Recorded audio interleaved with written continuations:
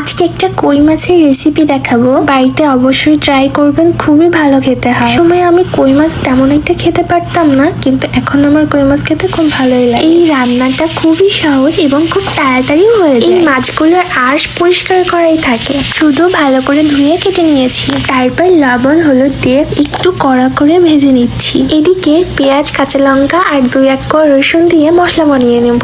মাছ ভাজা কমপ্লিট, যেটাতে রান্না করব ওটাতে মাছগুলো তুলে নিলাম। আর ওই মশলার পেস্টটা দিয়ে দিলাম। আর দিলাম 1 চামচ জিরার গুঁড়া, আধা চামচ ধনিয়া গুঁড়া আর 1 চামচ সরিষা গুঁড়া।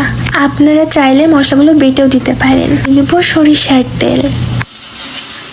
এবার এটা হালকা করে একটু মাখিয়ে নিব।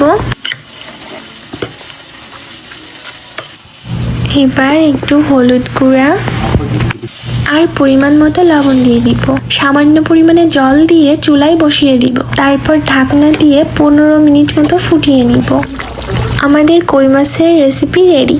মাছটা রান্না দেখতে যেমন সুন্দর লাগছে, খেতেও এমন সুন্দর লাগে। সবাই ভালো থাকবেন, আজকে এই পর্যন্তই।